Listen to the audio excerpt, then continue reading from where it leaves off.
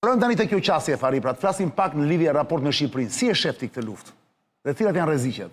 Kur them për Shqipërinë, për rajon e Ballkanit, po është dhe Ballkani Perëndimor, ku përfshihet edhe Shqipëria. Je drejt për drejt me Shqipërinë. Ti ke qenë diplomat, do të kujtoj, para shumë viteve në Maqedoninë e Veriut ke qenë ambasador. Po, zëvendës ambasador. Zëvendës ambasador, më fal. Kjo tezat dhe këto tashkëthemet edhe lajme, apo kështu që rrezikohet Shqipëria, jo kështu nga kjo luftë, nuk rrezikohet, nuk... Ti e përjashton, pra s'ka lidhje. E zeron fare. S'ka lidhje, i vetmi rrezik ka qenë abuzimi që u bë sikur iranianët prishën ato kompjutrat e RAM. Do rrim prapë tani në parlament. Po nuk Ti nuk beson që janë iranianët? Jo, nuk ka nevojë na del Ergys Agasi, nuk ka problem me akshin. Nuk ka, s'kemi pse ngatrohemi me Iranin. Edhe kështu që s'ka lidhje kjo punë para. E dyta, kjo është një luftë e rëndësishme si luftë. Edhe unë shpresoj që ajo do të zgjidhi një sër gjërash historikisht të rrezikshme dhe të pasgjidhshme. Mendoj që bota arabe do përfshihet në një fushat dhe prirje tendencë për të qenë më në unitet, sepse bota arabe vuan nga drama e madhe e përçarjes e para teologjike nga Suni dhe Shit, edhe fraksionet të tjera, po e dyta edhe si shtete, edhe si popull, nuk e kanë gjetur në njëherë gjuhën në mënyrë të tillë që të jenë bashkë. Qartë.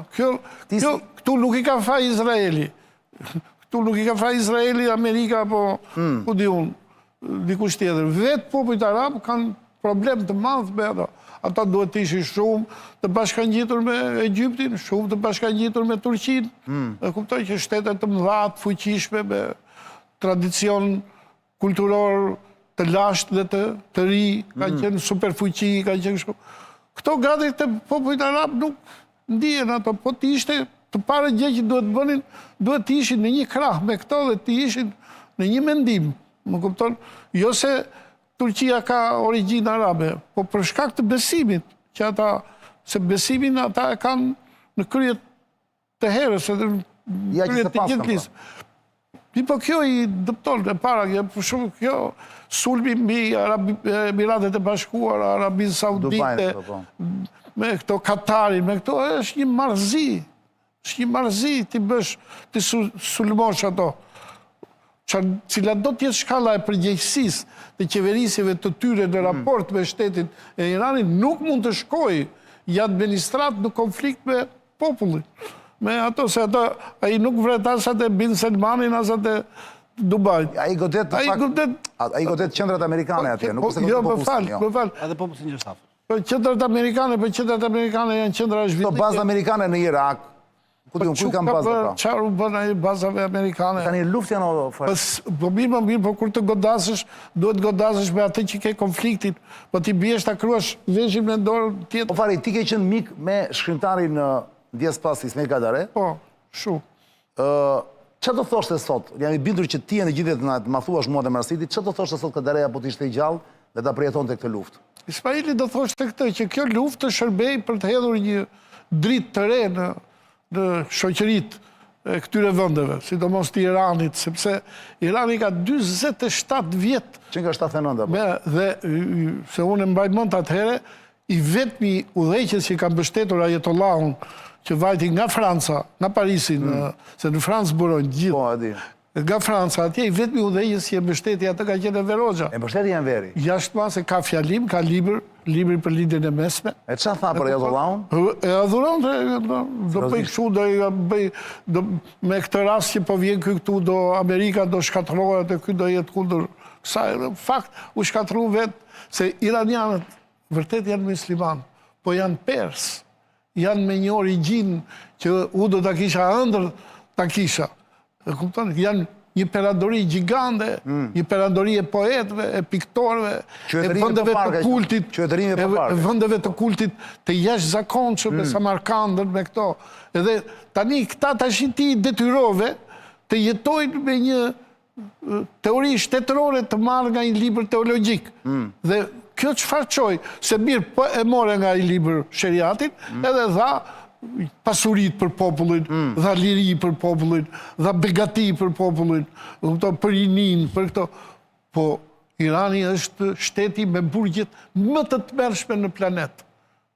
Dhe është i pa shpirt në vrasjet e kundërshtarëve.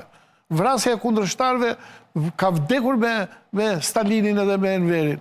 Ta vazhduan edhe vazhdojnë atë. Tashi kanë ato kufomat që vranë gjatë protestave i hedhin në për ato ndërtesat që janë bombarduar dhe i paraqisin si të vrara tani. Ata kanë vrarë demonstrues. Në janar. Kështu që nga kjo edhe Katareja besoj do shpresonte që pas kësaj lufte të vijë një paqe edhe të hidhet një dritë më e lirë sociale. Katareja sot do thoshte bravo Trumpi apo jo? Unë mendoj që ai do të ishte në krahun e perëndimit. Ka qenë gjithmonë krahun e perëndimit. Ai është perëndimi në Shqipëri. Katareja ka qenë përfaqësues. Çudi e madhe, pra si ka mundësi marrësi se këtu do të ndërhyjë tani te Ai ka një akuzë. Një njerëz që quhet Ismail valla, që lind me emrin Ismail. Po s'ka të bëjë. Është pro-perëndimori më i madh në Shqipëri valla. S'ka të bëjë. Do këtime mënyra si e perceptonte. Po, dualiteti midis emrit edhe. E mban mend atë debatin që plasi atë pas sa vitesh e di Fariu. Kur doli tha çfarë është kjo tha që e quajnë vend mysliman Shqipërinë, tash do më thon. Po, madje ka pasur dhe një debat ai me ai ka hedhë teza brillante, po kryesisht dhe me Recep Qose, lidhje me origjinën e shtetit shqiptar, për pikpamjen që bëjmë pjesë në vendet europiane apo jemi tek vendet e lindjes dhe merrte disa nga arsyet argumentimet. Në përballë debatet tim me zotin Recep Qosa. Domethënë zoti ishte i qartë Ismaili Fari, ha? Identiteti kulturor shqiptar. Kohën e pas ndimrit të vetmisë madhe, ka një akuzë nga një nga recenzentët më të zinj të periudhës komuniste, që ky është perëndimor. Kohën e Enverit. A ishte akuza i ky është perëndimor? Razi Ibrahimi e ka artikuluar këtë, që ky tha është shqiptar i rrezikshëm se është perëndimor. Ma Marsit? Ama do të shtoj një aktualitet fundit lidhje në këtë kontekst. Para pak ditësh zoti Rama, kryeministri i Shqipërisë, ka deklaruar që do nënshkruhet një rezolutë e cila e shpall Iranin shtet terrorist. Po një sekond. A e bën kjo atë të ketë një pikpamje kulturore europane? Barak të pyetje. Unë nuk e di kush e ka bërë, unë di që kjo ka qenë ideja e Elisës Spiropalit, kemi dhe ja shikoj e ka Ledi jo kështu. Ideja geniale e Elisës Spiropalit që të shpallin Iranin në shtet terrorist, po. Unë kam një mendim tjetër. Ja një sekond, Fari, ta dëgjojmë për ata që nuk e dinë dhe rikthehemi. Ç'është kjo Elisa? Vazhdojmë me votimin e projekt rezolutës për shpalljen e Republikës Islamike të Iranit si shtet sponsor të terrorizmit dhe shtet që përdor mjete terroriste. Votimi është i hapur. Ky akt kërkon shumicë të thjeshtë votash. Procedura e votimit, një votim me elektronik. Hapet votimi.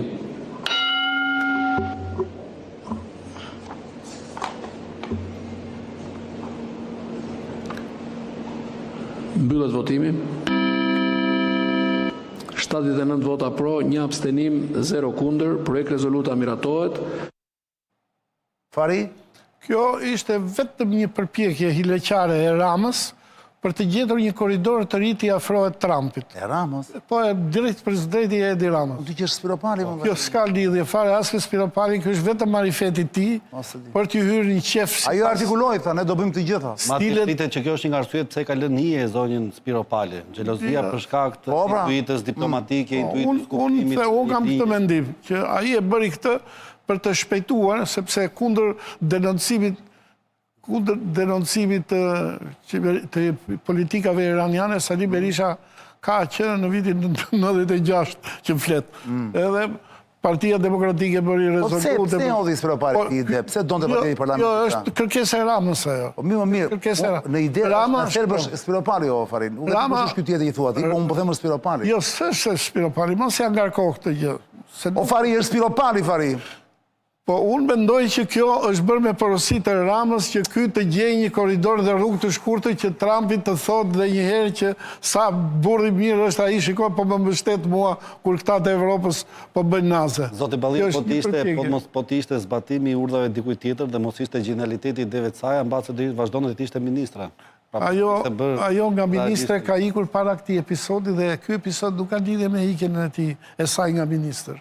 Pastaj, fjala genialitet dhe personi Spiro Fat. Nuk rrim bashkë. Nuk ka drejt Fario. Sikur ka një diferencë serioze. Pa, ne kam xhan. Se ka një mënyrë diplomatike kur flet për personazhe. Unë nuk dua të ashtu. Ajo pati një fat të madh që iku nga ajo detyrë, sepse ajo iku nga Titaniku. Që po mbytet thua ti. Ajo iku nga Titaniku. Ajo nuk është më në Titanik. Edhe nuk do ta shofi kur kapiteni do vrasi vete, kur ata violinistët do mbyten, nuk do t'i shofi. Pra e vetë vjetuar, njësoj se... Kështu që ajo do jetë dëshmitare e rëndësishme e mbytjes së Titanikut. Ja të shohim.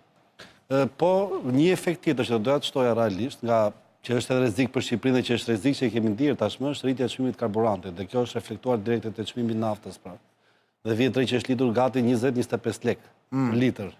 Kjo të e shikon një rrezik i cili mund të agravohet edhe për...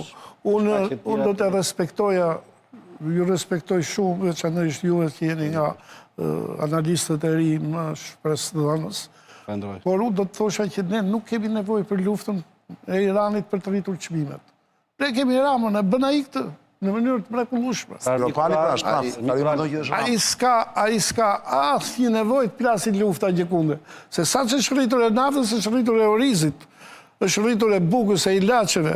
Dje unë që marr ilaçe diabeti, mora një ilaç të cilin ajo farmacistja që ka aq vjet sa kam unë, që e kam konstatuar diabetin, qeshi, se i thash unë e mban mend sa ka qenë ky kur fillova. Ishte rritur?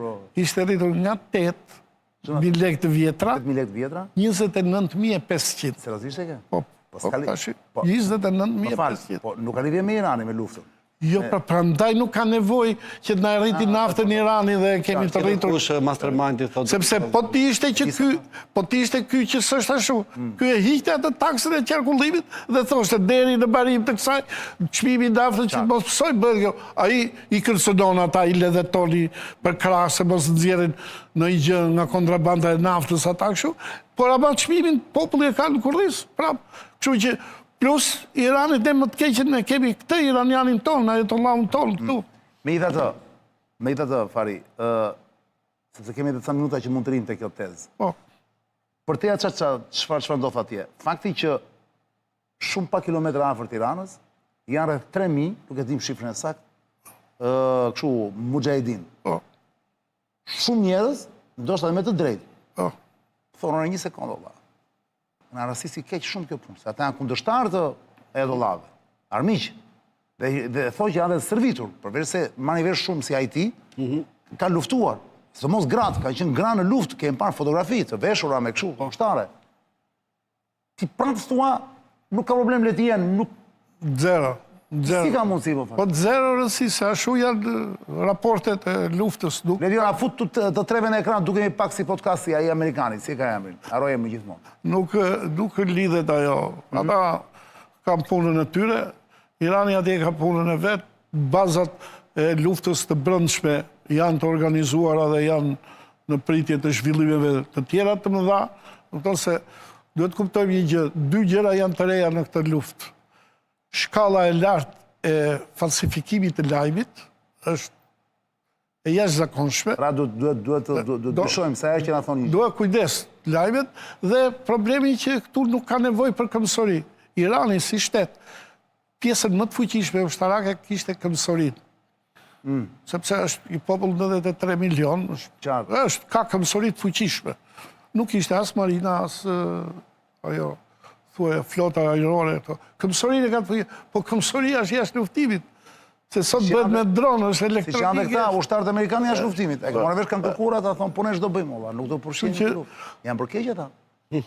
Po, di që vëtë janë lajme. Ushtarët amerikanë që janë këmbësor, pra jo këta të ajrorët, sepse janë disa ushtrinë në Amerikë, dhe gjithandej. Janë bërë shumë keq tani dhe po i kërkojnë Trumpit, pjesë të tyre që ora dëgjon. Tani të lutem, se ne nuk mund të rrim indiferent, ne për çfarë jemi? Duhet marrë dhe në pjesë, se imaginoj vetën ti jesh ushtar këmbësor, vëlla, ose general, ose ku diun kapitan. Shef që bëhet luftë, vëlla. Gjithandej, ajër det, po ne. Ti jem disi sigur ka përjashtuar koha dhe ovit të këtë. Po interesante shumë kjo gjë. Të përjashton elektronika. Po, në Rusi për shembull ka lezet. Po. ka bavë me transhe, e kupton? Në qonë luftën e parë, botërore, është perë dhe gjitha. Të dytën. Edhe të pana ka qenë me transhe. Po, me transhe ka qenë. Ka qenë me pana me transhe. Më duket më shumë me të pana në ajo kur shofa. Pas tanket dopta, lufta e parë kështë. Mi, dakor. Po flasë mënyra se si ushtarët rregullonin këto. Po është teknika e betejës këmbësorisë që një vend quhet i pushtuar kur atë e shkel këmba e ushtarit. Bravo. Ka një lloj adrenaline më burr ajo luftë. Se kjo është e bukur për ta parë në ekran, po ka drejt fariu. Hece me revesh sa vërtet ndof atje në teren. Ka kaluar njësoj se ato videolojrat që luhen domethënë online, që ka strategji është. Bravo, t'ja tregojmë tani fariu dhe ty ta shikosh, një video që flet shumë vlla. Dakor. Për të kuptuar l'état d'esprit, thon francezët. Pra, l'état d'esprit, si ta përkthejmë vlla? Gjendjen e ardhme. Jo, l'état d'esprit është gjendja mendore. Gjendja mendore e një gjendja mendore, d'esprit është shpirti, mendja, por në këtë rast është gjendja mendore. Gjendje mendore të njerëzve të cilët banojnë në një qytet ku vetëm 3 kilometra më tutje shohin ato që bien, ose raketa që bien, ose këto kundër aerorët. E kemi këtë video për të kuptuar. Ati duhet janë në Dubai ose nuk e se ku janë në Irak, një nga këto vende që po bombardohen, shikoni spektaklin, janë duke ngrënë, kamarieri është atje, janë në një tarac, në katë fundit të një pallati, duhet jetë, dhe shikoni spektaklin se si shohin me kështu pa u ashtu farë dhe qeshi një moment saktuar. Pra duke si loj fishek zjarës, ja shikoni, e ka letë jo gati, që është perl. Dhe këtu ka drejt fariu. Sepse nuk është kaq e madhe sa na thonë. E gjitha kjo që po ndodh. Pra nuk është dedhur gjaku akoma, mor burr. Nuk ka gjak akoma në këtë luftë, e kupton? Jepi le të ta shohim pak. Shiri.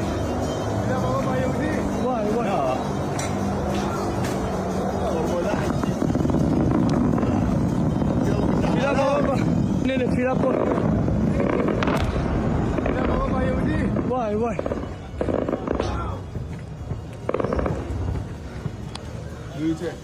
Desfila baba.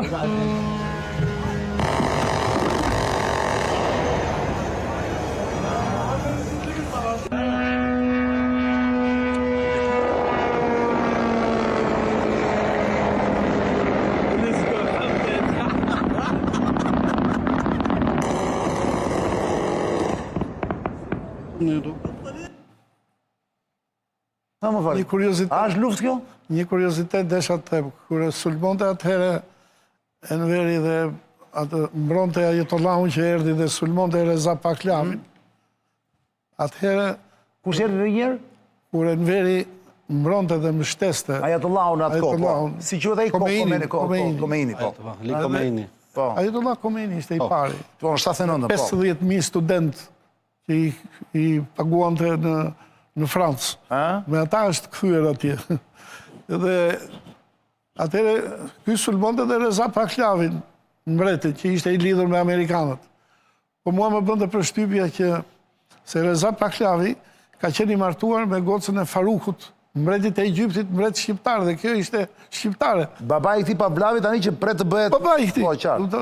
Dhe ajo ka qenë femra më e bukur e planetit, konsideroj atëherë. Shqiptarja? Goca e Farukut të Egjiptit. Faruku, po, i kishte bërë... është një shqiptare, thua ti. Faruku është mbreti, mbante zogun në shtëpi. Qartë. Edhe thosha që si sfrenohet ky nga pak gjë, që ta thot këtë që bota shqiptare ka një lidhje me këtë botë këtu. Por më thoshte një mik i zgjuar i asaj kohe, thoshte, po në fakt ky Reza tha nga që kjo s'linte fëmijë, mori dhe një grup dytë. Prandaj Enveri nuk e zon gojë. Por ta është divorcuar. Ça perë. Ja, këto thashëthemet i ka të papara, që nuk janë thashëthemet, të jenë vërteta këto. Po që ky di si histori vlla. Mënyra e lidhjes ngjarjeve atëherë është gjenialiteti. Po fali, kush mund të jetë më i gëzuar i këtë në këtë moment tani që po zhvillohet kjo luftë në lindjen e mesme në Gjirin Persik? Këtu në Shqipëri e kanë fjalën, në Shqipëri. Kush mund të përfitojë më shumë? Pra kush e ndjen veten mirë në këtë kohë? Që bota e ka mendjen, syt i kanë mendjen të gjithë atje. Nëse Trumpi do i shkruante Ramës që më ke shpëtuar me atë rezolutën që bënte, do ishte Rama. Pa ai si shkroi që si duke nuk e ka marrë vesh, kështu që unë nuk besoj të ketë njëri të gëzuar në botë. Nuk ka thua ti. Nuk besoj për luftën, edhe ata që e bëjnë nuk janë të gëzuar do jenë kur të arrijnë një rezultat që të thash, ashtu siç do ta ideonte, do ta dëshironte Ismaili, paqe dhe dritë sociale mbi shoqëritë e tyre. Dritë, thua ti? Po, dritë. Do vizë për dritë Ismaili. Dritë sociale të ketë. Pra, ti sot i siguron Fari Belliu nga ana jote, se unë nuk e bëj dot, se nuk e di, ti i siguron gjithë frikacakët në këtë vend, që po na shohin. Ata që janë frikacakët, se ka të tre që s'pjerdhin fare, si ata që rinë në restorante. Ma të shijojnë, qitë. Po, edhe shijojnë. Po gjithë ata që kanë vërtet frikë, se ka njerëz tillë, nuk mund të themi që s'ka, do të ketë shumë. Absolutisht që po, madje që rojnë me idenë që do vi Ragnar Por tani, dëgjoj, luftës e... Dëgjoj, kalamaj tani që janë rrjetet sociale, vëlla, diti që e marrin seriozisht të punë. Se shofin dëgjojnë, se kalamaj nuk e bëjnë dot të që bëjmë ne. Mitë edhe kur shohin një film, e fusin veten brenda. Bravo. Kështu që, ky mesazh është shumë i rëndësishëm. Ti i thua zero risk. Zero risk, zero. E vetmja frikë është thellimi i diktaturës së Ramës dhe diktatura e çmimeve. Diktatura e çmimeve po vjen në një mënyrë drastike dhe ngushtimi i lirive parlamentare, lirive politike, kanë arritur kulmin këtu. Sot, për shembull, Lukashenko që përpiqet ta vizatoj perëndimi me të dhënat e diktatorit, është, them unë ty, 0,5% i Ramës. E kuptova. Kur gjëmojnë topat, pushkët bëjnë kërdin, thuhet, në gjendje lufta. Që do thotë në këtë situatë gjeopolitike ku interesat janë pikërisht tek lufta në Iran, gjithmonë pushteti ose qeveria ose ata që janë në pushtet dhe që drejtojnë, janë ata që përfitojnë më shumë, sepse për shkak zhurmës topave vazhdojnë të bërë kërdi me pushk në institucionet edhe në kompetencat që ushtrojnë. Ora është për 2 minuta shkon 23:00, zoti, por ne do jemi me Fari Belliun dhe me Marsit Gupin në të studio në këtë emision